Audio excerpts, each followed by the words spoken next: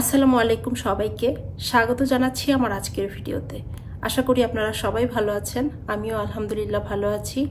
আজকের ভিডিওতে আমরা কথা বলবো ব্র্যান্ড প্রমোশন নিয়ে এবং বাংলাদেশের একজন আলোচিত এবং সমালোচিত ব্র্যান্ড প্রমোটার বারিশা হক এবং আরেকজন নারী এন্টারপ্রেনার রুবায়েত ফাতেমা তনি, তাদের দুজনকে নিয়ে। আসলে ব্র্যান্ড প্রমোশন বলতে আমরা কি বুঝি?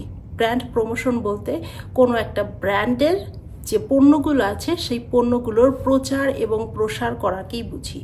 এবং এই প্রচার এবং প্রসার করার জন্য সারা পৃথিবীতে বেশ কিছু প্রসিদ্ধ এবং সর্বস্বীকৃত পদ্ধতি রয়েছে।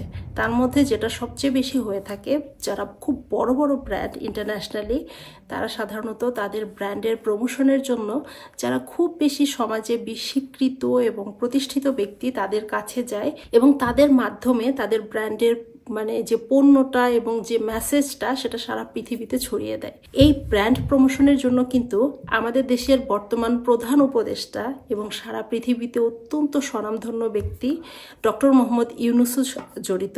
তিনি নিজেও কিন্তু ওয়ার্ল্ডের অনেক বড় বড় ব্র্যান্ডের প্রমোশন করে থাকেন। এছাড়াও আরও যত বড় বড় আপনারা ইন্টারন্যাশনাল সেলিব্রিটিদেরকে চেনেন, তারা সবাই কম বেশি বিভিন্ন ব্র্যান্ডের প্রমোশন করে থাকে এবং তারা কিন্তু কখনো যেচে কোনো ব্র্যান্ডের কাছে যান না। ব্র্যান্ড তাদের কাছে আসে তাদের পণ্যটাকে ছড়িয়ে দেওয়ার জন্য, তাদের পণ্যের প্রচার এবং প্রসারের জন্য। এখন আমরা দেখতে পাচ্ছি আমাদের দেশের সোশ্যাল মিডিয়াতে ঢুকলেই বিগত কয়েক বছর হলো এত বেশি বাংলাদেশের কিছু লোকাল যে ড্রেস এবং অ্যাক্সেসরিজ এবং মেয়েদের জিনিসপত্রের যে ব্র্যান্ডগুলো আছে, লোকাল ব্র্যান্ড, তারা কিছু প্রোমোটারকে হায়ার করে এবং সেই প্রোমোটারের মাধ্যমে তারা লাইভ করে বিভিন্ন প্রোগ্রাম করে মানুষের কাছে তাদের ব্র্যান্ডের নামগুলো ছড়িয়ে দেয়। তাদের মধ্যেই একজন ব্র্যান্ড প্রোমোটারের নাম হচ্ছে বারিশা হক, যার এই ব্র্যান্ড প্রমোশনের বাইরে মিডিয়া অঙ্গনে বা সোশ্যাল কাজে বা কোনো কিছুতে খুব একটা ইনভলভমেন্ট বা কোনো একটা প্রতিষ্ঠা আমরা কিন্তু কখনোই দেখিনি। যদিও সে নিজেকে মডেল এবং অভিনেত্রী বলে দাবি করে, কিন্তু আপনি আপনার চারপাশের মানুষদেরকে জিজ্ঞাসা করে দেখেন, তারা কখনো বারিশা হকের কোনো নাটক দেখেছে কিনা কেউ বলতে পারবে না। তার কোনো মডেলিং বা তার এমন কোনো স্পেশাল কোনো আলাদা ফিচার্সের কথা বলতে পারবে? কেউ বলতে পারবে না। সবাই তাকে এই ব্র্যান্ড প্রমোটার হিসেবেই চেনে।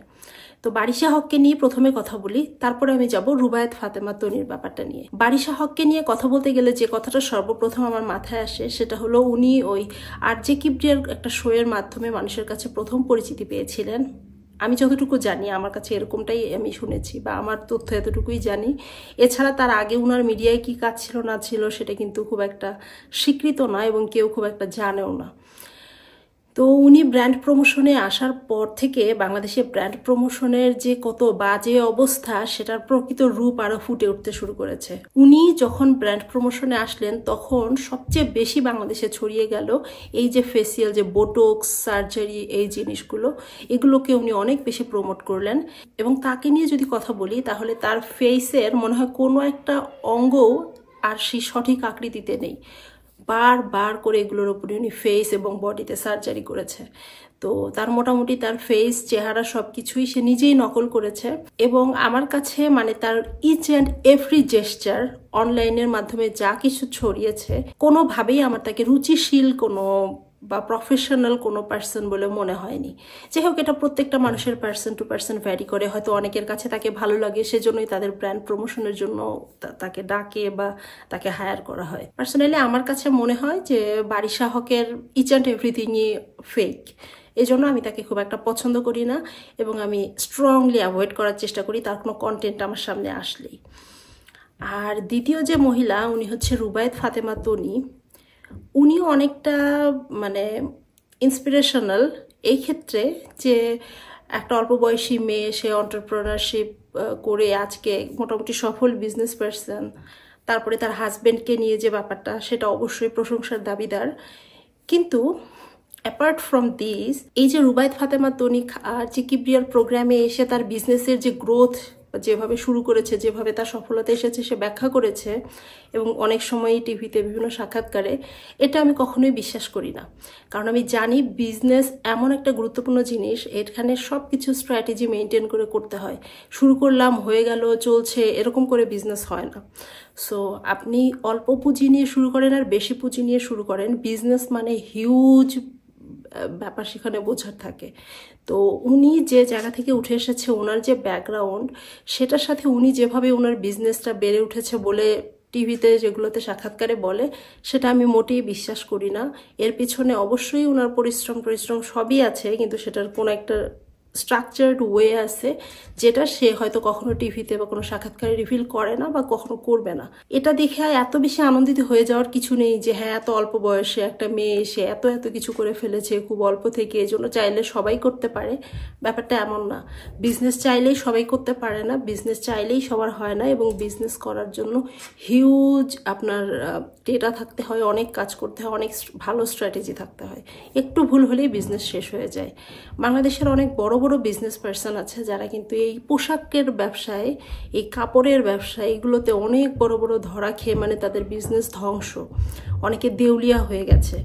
এত ভালো বিজনেস বোঝা লোকজন যেখানে পেরে উঠতে পারছে না, তো সেক্ষেত্রে উনার এই বিজনেস, একটা মেয়ে হয়ে এত কিছু করার পেছনে নিঃসন্দেহে কারো অবদান আছে এবং অনেক হেল্প আছে, এবং উনার নিজেরও অনেক লেভেলের স্ট্রাগল আছে, কিন্তু সেগুলো ওনারা যে কোনো কারণেই হোক, কেউ কারো সিক্রেট প্রকাশ করতে চায় না, তাই সেগুলো প্রকাশ করে না। কিন্তু ওনারা যেভাবে টিভিতে এসে বলে, যেভাবে বিজনেস করেছে, যেভাবে যা সফলতা এসেছে, এটা কিন্তু পুরোপুরি সত্য না। এর পেছনে আরও অনেক কিছু আছে। তো উনার কিছু জিনিস প্রশংসনীয়, কিন্তু ওভারঅল উনার যে ব্যক্তিত্বটা এই গত কয়েক বছর ওনার লাইভের মাধ্যমে ফুটে উঠেছে, এরকম টাইপের কথাবার্তা বলা বা এরকম ভাষার ব্যবহার, এটা আমি কখনোই এটা আমি কখনো দেখতে পছন্দ করি না। আমি চাই না যে আমাদের দেশের নারীরা এভাবে কথা বলুক, এরকম তাদের এক্সপ্রেশন হোক, এবং এভাবে তারা প্রতিবাদ করুক, বা এভাবে তারা তাদের মনোভাব ফুটিয়ে তুলুক, বা তাদের মুখের ভাষা বা তাদের বডি ল্যাঙ্গুয়েজ এরকম টাইপের হোক, সেটা আমি কখনোই এক্সপেক্ট করি না আমার দেশের মেয়েদের কাছ থেকে। আমি সবসময় মনে করি যে যত সময় যাচ্ছে, যত আধুনিকতা আসছে, মানুষ শিক্ষিত হচ্ছে, তার সাথে সাথে আমি চাই আমাদের দেশের নারীরা আরও সংযত হবে, পোশাক আশাকে আরও শালীন সুশ্রী হবে, যেমনই তার সে দেখতে হোক না কেন, সেটাকে ভদ্রভাবে শালীনভাবে ফুটিয়ে তুলবে। তারপরে তাদের ভাষার ব্যবহার সংযত হবে, আমি সেটাই দেখতে পছন্দ করি। গালি দিয়েছে, কেউ একটা বাজে কথা বলেছে আর তাকে গালি দিয়ে সেটার প্রতিবাদ করতে হবে, এটাতে কিন্তু আমি মোটেই সহমত প্রকাশ করি না। আর সোশ্যাল মিডিয়ার মতো জায়গায় এসে এরকম গালাগালি করা তো একেবারেই আমি সমর্থন করি না। তো সেই দিক থেকে বিচার করলে রুবায়েত ফাতেমা তনিরও খুব বেশি প্রশংসা করার মতো এলিমেন্ট আমি কখনোই খুঁজে পাই না। এবং আমাদের দেশের মেয়েদের উদ্দেশ্যে আমার আরেকটা কথা হলো, একটা মানুষ কত পোশাক পরতে পারে, একটা মানুষ কত পোশাক কিনতে পারে, পরতে পারে, এবং পোশাকের আসলে কত দরকার মানুষের। দেখেন, সারা পৃথিবীতে মানুষ এখন মিনিমালিস্টিক লাইফের কথা বলে। পৃথিবীর সব উন্নত দেশের মেয়েরা এখন মিনিমালিস্টিকভাবে চলাফেরা করার চেষ্টা করে। যত কম শপিং করা যায়, এক জোড়া জুতো যত দীর্ঘদিন পরা যায়, এক সেট পোশাক যত বেশি দিন ধরে পরে তারপরে আবার সেটা যখন নষ্ট হয়ে যাবে তখন যেন সেটাকে রিপ্লেস করা হয়, এরকম যত্রতত্র শপিং করা, জিনিসপত্র কেনা এবং শপিংয়ের পিছনে পয়সা খরচ করা, সাজগোজের পিছনে, ফেক সাজগোজের পিছনে পয়সা খরচ করা, এগুলো কিন্তু খুব একটা প্রশংসনীয় কাজ কোথাও না।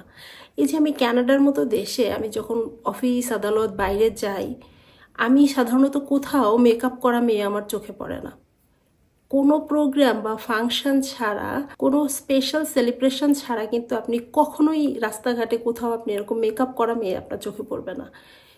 কেউ করে না এগুলো, কিন্তু আমাদের দেশে এগুলোর প্রচলন এত বেড়ে গেছে যে আপনি ঘরে বাইরে দেখবেন যে অসংখ্য মেয়েরা সবাই এখন শুধু মেকআপ আর পোশাকে অনেক বেশি ঝুঁকে পড়েছে, যার ফলশ্রুতিতে কিন্তু বিভিন্ন রকম রোগ ব্যাধির আরও প্রকোপ বাড়ছে। এবং আপনারা জানেন যে আপনারা মেকআপ এবং বিউটির জন্য যে প্রোডাক্টগুলো ব্যবহার করেন, এগুলো আমাদের স্বাস্থ্যের জন্য খুবই খুবই ক্ষতিকর। পার্সোনালি দুইটা জিনিস রেকমেন্ড করব আমার এই ভিডিও থেকে। একটা হলো, আমরা যারা সাধারণ মানুষ আছি তাদের উদ্দেশ্যেই আমার এই কথাটা, সেটা হলো যখনই দেখবেন যে এই ধরনের মানুষগুলো এরকম অসংখ্য লাইভ করছে, এই ধরনের কন্টেন্টগুলো দিচ্ছে, ট্রাই টু অ্যাভয়েড, কখনো এগুলো দেখবেন না, সবসময় চেষ্টা করবেন যে এগুলোকে অ্যাভয়েড করতে। Please try to avoid this. দ্বিতীয় একটা ব্যাপার হলো, আপনারা দেখবেন যে এই যে এই ব্র্যান্ড প্রমোটাররা অনেকেই ব্যক্তিগত জীবনে তারা খুব খোলামেলা পোশাক পরে, কিন্তু আবার তারা দেখা যায় বোরখার প্রমোশন করছে। যে সকল বোরখার ব্র্যান্ড এই ধরনের প্রমোটারদেরকে দিয়ে প্রমোট করায় তাদের কাছ থেকে বোরখাই নেবেন না, এবং এইসব প্রমোটারদের কোনো কথা বিশ্বাস করবেন না। কারণ যারা সৃষ্টিকর্তা দেয়া নিজের চেহারার উপরে বিশ্বাস নাই, কনফিডেন্স নাই দেখে সেগুলোকে যে বোটক্স করে সার্জারি করে চেঞ্জ করতে চায়, তাদের আসলে নিজের প্রতি সেলফ রেসপেক্ট, সেলফ ডিগনিটি নেই, সেলফ স্টিম নেই। তারা আপনাকে কি শেখাবে, তারা আপনাকে কি দেখাবে, আর তাদের কথা আপনি কেন বিশ্বাস করবেন? সুতরাং এদেরকে আপনারা যখনই দেখবেন, যেখানেই দেখবেন, বয়কট করবেন। কিন্তু মেহেরবানি করে কারো কমেন্ট বক্সে যে কাউকে গালিগালাজ করবেন না। এটা জাতি হিসেবে আমাদের একটা নিচুতা প্রকাশ পায়। কারো কমেন্ট বক্সে যে তাকে বকা দেওয়াটা এটা কোনো প্রশংসনীয় কাজ না, এটা বরঞ্চ একটা নিন্দনীয় কাজ। তো আপনার কমেন্ট বক্সে যে কোনো কিছু বলার দরকার নাই, তাদের কোনো রিয়াকশন, হেট, হাহা কিছুই দেওয়ার দরকার নেই। আমাদের যেটা করতে হবে সেটা হচ্ছে এদেরকে নীরবে, নিভৃতে এদেরকে আমরা অ্যাভয়েড করে চলবো, এবং এটাই একমাত্র ওয়ে এগুলোর জিনিসগুলো সমাজ থেকে বন্ধ করার। কারণ আমরা যখন বয়কট করব এবং ধীরে ধীরে তারা দেখবে তারা কোনো ভিউ পাচ্ছে না, রিচ পাচ্ছে না, কমেন্ট নাই, রিয়াকশন নাই, তখন কিন্তু এই কাজগুলো অনেকটাই কমে যাবে। তো এই ছিল আমার আজকের ভিডিও যদি ভালো লাগে একটা লাইক করতে ভুলবেন না, এবং আপনাদের কি মতামত সেটা কমেন্টসে আমাকে জানাবেন। সবাই ভালো থাকবেন। আসসালামু আলাইকুম।